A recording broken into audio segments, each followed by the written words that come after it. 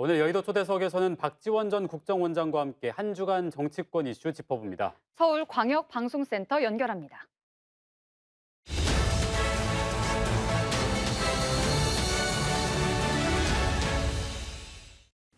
서울광역방송센터입니다. 윤석열 대통령 취임 100일 기자회견이 있었던 이번 주도 정치권은 뜨겁게 달아올랐고 여야 공방으로 시끌시끌했습니다. 여의도 초대석, 정치 읽어주는 남자, 정치구단 박지원 전 국가정보원장과 함께 정치권 이슈 짚어보겠습니다.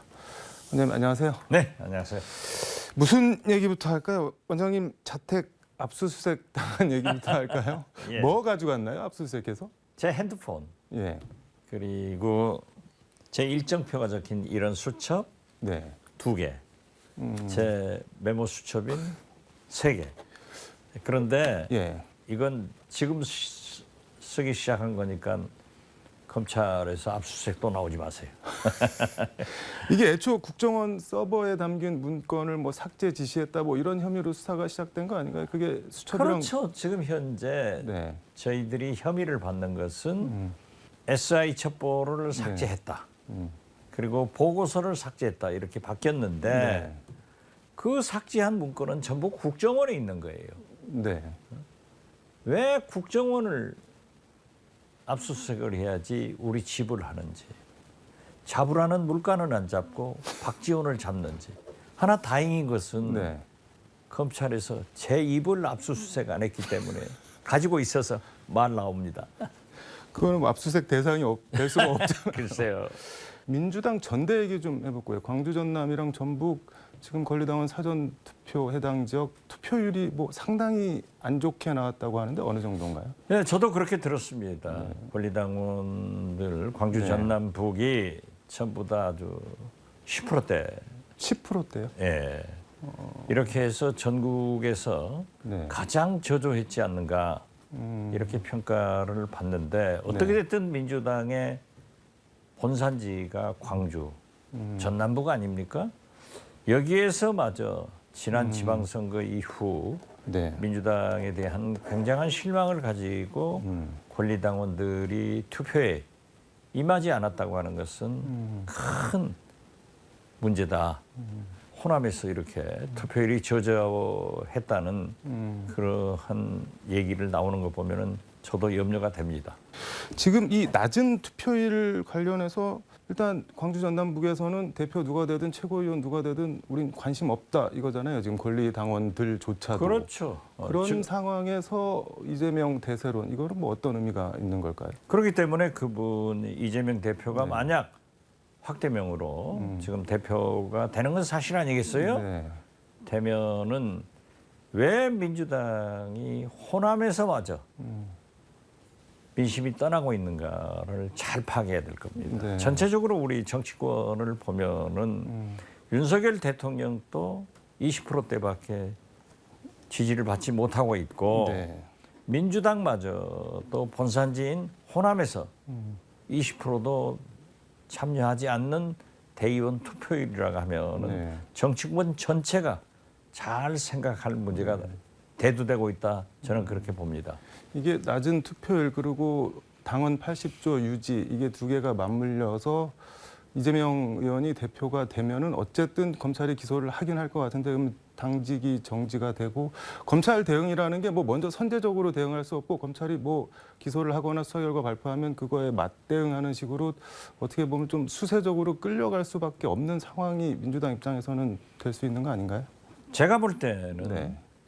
이재명 대표가 확정된다고 하면은 이렇게 단합을 시켜서 정치적으로 사법적 네. 리스크를 해결해 나가야지 그렇지 않고 당내 의원들과 당직자, 당원, 네. 우리 지지 세력들이 단합하지 않으면은 사법적 리스크를 극복하기가 굉장히 어려울 것이다. 네. 저는 그렇게 보고 있기 때문에 네. 지금 그런 게 아닙니까? 지금 정치권에서 국민들이 바라보는 대통령도 20%대, 네. 또 호남에서 민주당의 본산지인 네. 호남에서마저 권리당원들이 그러한 의사표시를 하고 있다고 하면은 이게 정치권 전체의 위기다. 저는 그렇게 봅니다. 알겠습니다. 윤석열 대통령 취임 100일 기자회견은 어떻게 보셨나요? 왜 웃으시나요? 글쎄, 네. 뭐 자화자찬하고 네. 제일 웃기는 것은 네. 부동산, 아파트값 잡았다라고 하시더라고요. 네. 그래서 저는 경향신문 며칠 전에 네. 보도된 거 보면은 네. 45개 기관에 190명 네. 고위공직자를 보았더니 문재인 정부에서 영남이 31.8%였던 것이 네. 지금 윤석열 정부에서는 38.4%로 대폭 증가를 했습니다. 그런가 하면은 문재인 정부에서 호남은 네. 28.6%였는데 대폭 감소해서 윤석열 정부에서 13.2%다. 네. 이렇게 나왔어요. 그리고 모든 인사가 다 검찰들 아니에요. 네. 자기 측근들 아니에요. 또 그런가 하면 네. 기자회견에서는 국민의 숨소리까지 듣겠다라고 네. 했지만은 국민의 소리는 듣지 않고 당신의 말씀만 하신 거예요. 그러나 오늘 갤럽 여론조사를 보면은 28%가 긍정적이고 64%가 부정적이에요. 네. 이것은 지금 20%대에 갇혀 있다. 뭐 여론조사 얘기를 말씀을 하셔서 하나 더 얹어서 물어보면은 기자협회에서 소속 기관 언론사 199개 1000명을 대상으로 조사를 했는데 윤석열 잘한다는 대답이 10%입니다. 정확하게 10.7%인데 네. 이른바 선수들이 보기에 열에 한 명 잘한다고 응답을 한 건데 이거는 뭐 잘못한다가 86점 얼마였던 몇 것 프로 같은데 아니에요. 예. 이건 뭐 어떻게 봐야 될까? 일반 여론조사보다 훨씬 낮은데. 기자가 국민입니다. 기자들이 대통령을 바라보는 것은 가장 전문적 시각으로 보고 있기 때문에 이 내용이 가장 중요한 겁니다. 그래서 윤석열 대통령이 지금 현재 문제가 되고 있는 네. 제가 처음부터 얘기했던 인사를 잘하십시오. 이건 문제다. 그렇기 때문에 다시 한번 인적 쇄신을 통해서 겸손하게 야당과 협치하는 그런 모습으로 가야 된다라고 말씀드립니다.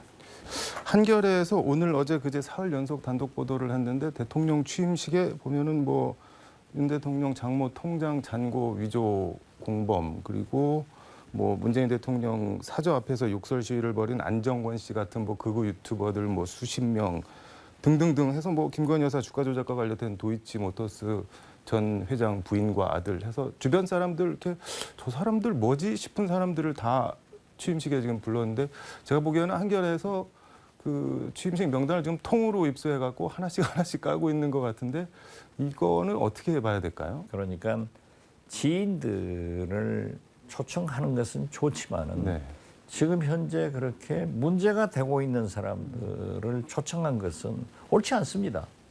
그래서 저는 영부인이 사생활이 없다. 네. 이러한 것을 만약 공적 관리를 해줬다고 하면은 이러한 실수가 나왔겠느냐 저는 거듭 말씀드립니다. 오늘 충주 경찰학교 졸업식이 있었는데 윤석열 대통령이 부인 김건희 여사와 함께 같이 가서 격려를 해줬는데 흉장을 김건희 여사도 대통령과 함께 그 새내기 경찰관들에게 달아줬다고 하는데 영부인이 이런 행사 같은데 가서 이렇게 흉장 같은 거 달아준 게 전례가 있나요? 어떤 건가요? 제가 뭐 김대중 대통령을 모실 때 네. 항상 같이 삼군 사관학교도 네. 가시고 졸업하실 때 이 경찰 중앙학교 네. 경찰 순경들 학교를 졸업할 때는 김대중 대통령이 최초로 가셨습니다. 네. 거기에 가셔가지고 보았는데 네. 제 기억에 잘 안 납니다. 그런데 아무튼 윤석열 대통령께서 네. 뭐 거기 가셔서 경찰들의 그 씩씩한 모습과 탁 경례 붙이고 스트레스가 이런 걸 하니까 뭐 풀렸다고 스트레스가 뻥 뚫렸다. 네. 윤 대통령이 얼마나 스트레스가 쌓였겠어요. 영부인이 훈장 단 건 잘 모르겠습니다. 흉장 이 저 마크 흉장, 예. 그런 적이 없었던 모양이네요. 근데 글쎄 모르겠어요. 그런데 저는 뭐 네. 영부인이 좀 흉장 달아줬으면 순경들도 기분이 안 좋았겠어요? 좋았을 거다. 저는 그렇게 생각합니다. 그 관련 기사에 달린 댓글들 보니까는 뭐 반대던데요. 상당히. 글쎄 그러니까 지금 그것이 문제예요. 윤석열 대통령과 네. 김건희 여사에 대해서는 밉상이 베껴가지고 하는 것마다 미운 거예요. 그렇기 때문에 계속 댓글이나 비난이 쏟아지는 거예요. 그래서 그러한 것을 불식시키기 위해서도 두 분은 네. 국민이 바라는 것을 해셔야 된다. 저는 그 말씀드립니다.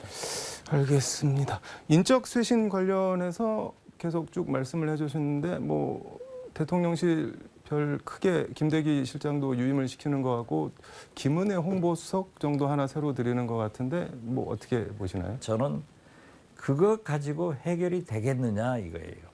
뭐가 문제라는 건가요? 그러면? 대통령실장, 정무수석 등 대폭적인 개편과 함께 내각도 차제에 손볼 것을 봐라 이거죠. 교육부총리, 보건복지부 장관, 지금 코로나가 십몇만씩 나오잖아요. 보건복지부 장관이 지금도 없어요. 그렇게 좁게 보지 말고 자기 측근만 보지 말고 폭넓게 봐라. 그리고 내각도 당도 대폭적으로 개편할 필요가 있다. 이명박 대통령 100일 기자회견에서 윤석열 대통령이 국면 전환용 인적 쇄신은 없다고 딱 못을 박으셨잖아요. 대통령 말씀은 그렇게 하시지만은 네. 그렇게 하지 않으면 성공할 수가 없어요. 그렇기 때문에 잘못이 있을 경우에는 임금님도 영의정, 좌의정, 우의정 바꾸고 네. 대통령께서도 인적 개편을 하는 것이 당연하지. 네. 뭐 국면 전환? 지금 국면 전환 안 하고 지금 이대로 가야 됩니까? 이건 아니에요. 거듭 말씀드리지만은 네. 그리고 대통령 말씀하시잖아요. 네. 나는 있는 그대로 나를 보여주고 싶다. 그러시면 안 돼요. 저야 왜 있는 안 그대로 되나요? 보여줘도 아무 문제가 없어요. 네. 그렇지만 대통령은 있는 그대로 보여버리면은 그렇게 하시다가 지금 100일 만에 20%대로 떨어졌지 않느냐. 이걸 명심하셔야 된다 생각합니다. 이게 뭐 본질은 아니고 약간 격가지긴 한데 농협 하나로마트 가셔서 초록색 아오리 사과 들고 이건 뭔가 이게 빨개지는 건가 뭐 이렇게 물어보셨다고 하는데 그거는 혹시 보셨나요? 그게 뭐 아무튼 그렇게 실수할 수 있어요. 네.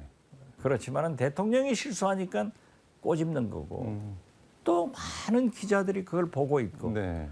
국민들은 밉상이니까 즐겨하고 이래서는 안 되죠. 그래서 좀 대통령답게 제가 네. 옛날 발가숭이 임금 있잖아요. 그 동화. 네, 네. 재단사 둘이 그냥 빨가 벗겨놓은 거예요. 네. 그러면서 다른 사람들한테는 잘 보입니다. 라고 했는데 거리를 나갔는데 소년이 임금님 벌가 벗었습니다. 네. 라고 소리쳐서 그 사실을 알았다는 거 아니에요. 지금 현재 임금님에게 벌거숭이 옷을 입히는 그 재단사가 누구며 벌거 벗었습니다 하고 소리치려는 소년은 누구입니까? 누구인가요? 일단- 제가 볼 때는 윤핵관이 재단사고 그래도 이준석이 벌거 벗었습니다 하고 소리 지르는 거예요. 네. 지금 벌거벗은 임금님이라는 말씀인가요? 지금 저 윤석열 대통령. 아니 지금 현재 그러한 통자도 나올 수 있지 않느냐 이런 네. 거예요. 알겠습니다. 시간 관계상 이거 하나만 물어보고 가겠습니다. 마지막으로 그 어제가 김대중 대통령 13주기였는데 네. 생전에 김대중 대통령이 뭐 망명 생활을 하기도 했던 워싱턴 D.C. 이건 버지니아 알렉산드리아라고 하는데 혹시 아십니까? 알죠. 알렉산드리아. 거기 내가 가보고 그랬으니까. 거기서 미주 추도식이 열렸다고 하는데 이낙연 전 총리가 참석해서 지금 뭐 대한민국 위기다 뭐 이런 발언을 하셨다고 하는데 김대중 대통령 연설을 인용을 하면서 이낙연 전 총리 정치로 다시 오실까요? 같은 동네예요. 네. 이낙연 대표가 이제 공부 끝나면은 정치 오겠죠. 네. 근데 말 오겠죠?는 뭔가. 아니 저하고 갈 때 뵀는데 네. 저는 가지 말라고 그랬어요. 그런데 가셨으니까 네. 와서 뭐 정치밖에 모르는데 그거 하시겠죠. 알겠습니다. 오늘 말씀은 여기까지 듣도록 하겠습니다. 감사합니다. 네, 감사합니다.